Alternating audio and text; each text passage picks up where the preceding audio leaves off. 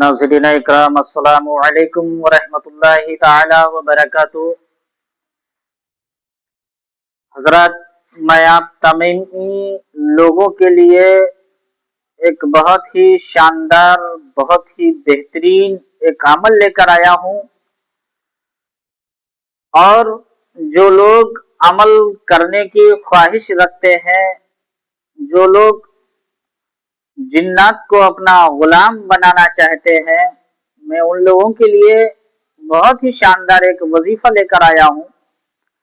اور ایسا وظیفہ ہے، یہ اتنا پاورفل وظیفہ ہے کیونکہ روحانی عمل کرنے سے پہلے، اور روحانی عمل کوئی بھی ہو اور کوئی بھی انسان کرے اگر روحانی عمل کو، تو روحانی عمل جو ہوتا ہے وہ قرآن کے مطابق ہوتا ہے اور قرآن کے مطابق بتایا جاتا ہے۔ اور بہت سے لوگ سفلی عمل کرتے ہیں، جو سفلی عمل انسان کی دنیا تک ہی عزت رہتی ہے لیکن اس کی آخرت کو برباد کر دیتا ہے۔ سفلی عمل والا دنیا کے اندر تو پیسہ کما سکتا ہے، دنیا کے اندر تو عزت کما سکتا ہے، لیکن مرنے کے بعد اس کا ٹھکانہ جہنم ہے، کیونکہ سفلی عمل دنیا کے اندر کامیاب ہو سکتا ہے لیکن آخرت میں کامیاب نہیں ہو سکتا۔ لیکن جو روحانی عمل ہے وہ دنیا کے اندر بھی کامیاب ہے اور آخرت میں بھی کامیاب ہے۔ روحانی عمل اس لیے دنیا میں کامیاب ہے اور آخرت میں اس لیے کامیاب ہے کیونکہ روحانی عمل کوئی بھی کرنے سے پہلے اس کے اندر پرہیزگاری ہونا ضروری ہے، اس کے اندر نماز کی پابندی ضروری ہے۔ روحانی عمل کرنے سے پہلے ہمارا کھانا پینا ایک طریقے سے ہونا چاہیے۔ جب ہم پرہیزگار رہیں گے، جھوٹ بولنا، غیبت کرنا اور تمام سارے گناہوں سے بچنا، یہ سب سکھاتا ہے روحانی عمل۔ جب ہم روحانی عمل کے لیے اپنے آپ کو، خود کو تیار جب کر لیں گے، جب ہمارے اندر پرہیزگاری آ جائے گی، ہمارے اندر اتنی پرہیزگاری آ جائے کہ اللہ کے سوا کسی کا ڈر ہمارے اندر نہ ہو، ہم لیڈر بن جائیں، اس کے بعد ہم اس عمل کو کریں، انشاءاللہ تعالی جو انسان اللہ سے ڈرتا ہے وہ دنیا کی کسی بھی چیز سے نہیں ڈر سکتا اور نہ اسے کوئی ڈرا سکتا ہے، کیونکہ اس کے دل میں اللہ کا اگر خوف پیدا ہو گیا تو جنات نہیں بلکہ دنیا کی کوئی بھی چیز رہے اسے نہیں ڈرا سکتی ہے۔ جب انسان کے دل کے اندر اللہ کا خوف نہیں رہے گا تو وہ کسی سے بھی ڈرے گا، اور اگر سوچے گا عمل کرنے کے لیے تو ظاہر سی بات ہے وہ عمل کرے گا لیکن مکمل نہیں ہو سکتا، وہ ڈر جائے گا۔ تو روحانی عمل کرنے کے لیے میں آپ لوگوں کو بتاتا ہوں کہ آپ کو کرنا کیا ہے۔ ایک قرآن مقدس کا 30واں پارہ ہے، اس کی ایک چھوٹی سی آیت جس کو ہم پڑھیں گے اور پڑھنے کے بعد اس عمل کو کریں گے، انشاءاللہ تعالی ہمیں کامیابی ملے گی۔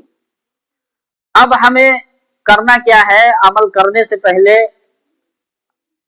سب سے پہلی بات ہے کہ چاند کی پہلی تاریخ ہو اور نوچندی جمعرات ہو۔ اس عمل کو ہم نوچندی جمعرات سے شروع کریں۔ دوسری بات، ہم پیاز، لہسن وغیرہ جو ہے وہ سب نہ کھائیں، کیونکہ جتنی بھی چیزیں بدبودار ہیں ان ساری چیزوں کو ہم نہ کھائیں۔ تیسری بات، ہم نماز کے لیے پابندی کریں، ہمارے اندر پرہیزگاری ہونا ضروری ہے۔ جب ہمارے اندر پرہیزگاری ہوگی اور ان ساری چیزوں سے ہم بچیں گے تب ہم اس عمل کو کریں۔ عمل زیادہ لمبا نہیں ہے، 21 دن کا عمل ہے۔ بہت سے لوگ کہتے ہیں حضرت 9 دن کے اندر عمل ہو جاتا ہے، 11 دن کے اندر ہو جاتا ہے، تو ظاہر سی بات ہے 9 دن میں بھی عمل ہو جائے گا، اور جتنا چھوٹا عمل رہتا ہے اتنا ہی آدمی کو پڑھائی کرنی پڑتی ہے، اتنا ہی اس کے اندر پرہیزگاریاں ہونا ضروری ہیں۔ اور میں جو چیز بتا رہا ہوں آپ کو، یہ 21 دن کا عمل ہے، کنٹینیو آپ کو کرنا ہے۔ تو سب سے پہلے یہ ساری چیزیں یعنی ہونی ضروری ہیں، پرہیزگاری وغیرہ ہونا ضروری ہے۔ اور کوئی بھی عمل کرنے سے پہلے اجازت کی ضرورت ہے، کیونکہ جب تک ہم کسی سے اجازت نہیں لیں گے تو ہمارا عمل مکمل نہیں ہو سکتا۔ اب میں آپ کو بتاتا ہوں کہ عمل شروع کرنے سے پہلے ہمیں کرنا کیا ہے۔ سب سے پہلے ہمیں अपने बदन का हिसार करना है। जब तक हम हिसार नहीं करेंगे, हम अमल करने के लिए अगर बैठ जाएंगे तो हमारे लिए खतरा है। और जब हम अमल करेंगे और हिसार कर लेंगे, उसके बाद बैठेंगे, तो हमें कोई भी चीज मतलब नुकसान नहीं पहुंचा सकती। जो हमारा हिसार होगा उसके अंदर कोई भी चीज एंट्री नहीं कर सकती है। और दूसरी बात, जब हम अमल करेंगे तो तरह तरह के लोग हमें डराएंगे। कभी हाथियों का झुंड नजर आएगा, कभी घोड़ों का झुंड नजर आएगा, कभी सांप नजर आएंगे, लेकिन हमें उन सारी चीजों से डरना नहीं है। बगैर डरे हम अमल को जारी रखेंगे, क्योंकि 21 दिन तक बिल्कुल कंटिन्यू हम इस अमल को करते रहेंगे, ताकि कोई भी चीज हमें डराए, हमें उससे डरना नहीं है। लेकिन जो 21वां दिन होगा वो हमारे लिए बहुत ही खतरनाक दिन होगा। जब हम 21वें दिन अमल करेंगे तो हमारे सामने जिन्नात हाजिर होगा, क्योंकि वो लोग भी देखते हैं आप हमारे आका बनने के लायक हैं या नहीं है। और जब वो आपके पास हाजिर होगा, आपसे कौलो करार करेगा, आपको बहुत ही सोच समझ के उसका जवाब देना है। आपको सिर्फ उससे कहना है कि आप मुझसे वादा फरमाइए कि मेरा जो भी नेक जायज काम होगा उस काम में आप हमारी मदद फरमाएंगे। इस तरीके से मतलब अच्छे कामों का कौलो करार करना है, बुरे कामों के लिए नहीं।